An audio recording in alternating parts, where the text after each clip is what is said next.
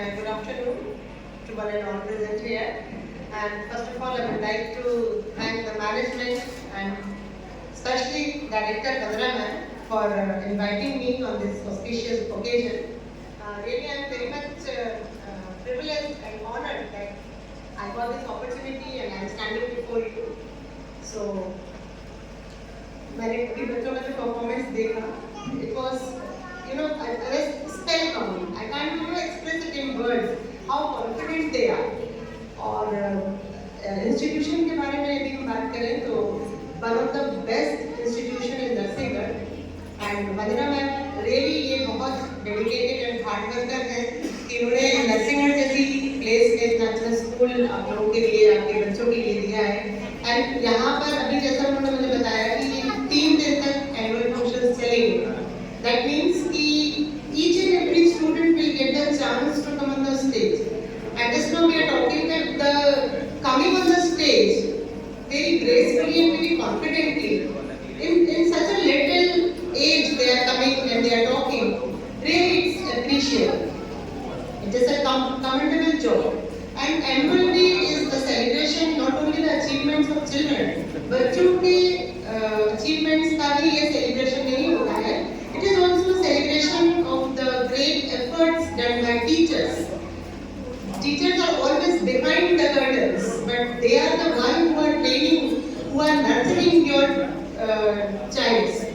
And management also, अगर management बहुत अच्छा नहीं होगा, teachers हमारे बहुत अच्छे नहीं होंगे, तो हमारे बच्चे आज जिस confidence से यहाँ पर आकर के इतना अच्छा performance दे रहे हैं, naturally one day they will shine like stars and they will be the future of tomorrow, no doubt.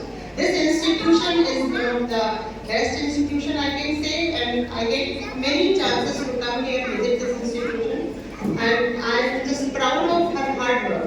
Vandana ma'am, hats off to you and your team. Really, you all are doing great work.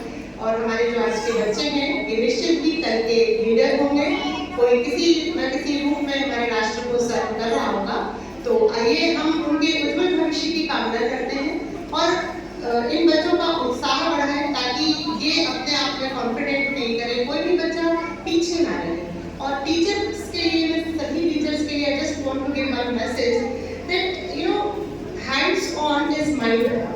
So whenever you are teaching them, at least you just relate those teachings with their life. आप उन teachings को उनकी life से जोड़ते रहिए. तो उससे क्या होगा कि जब जो बच्चा है ना, they will feel very much practical in learning those lessons. Because क्या होता है कि रटी हुई चीजें जो है वो भूल जाती हैं. हमारा जो नेशनल करिकुलम फ्रेमवर्क है उसकी पहली लाइन ये कहती है कि हमको बच्चों को रटाना नहीं है, हमको उन्हें सिखाना है. इन दोनों चीजों में बहुत अंतर होता है. तो बच्चों को हम सिखाएं. जैसे एक I just want to tell you a story of 1 minute that once upon a time, एक बार की बात है कि एक ऋषि के पास कुछ तोते और कबूतर थे.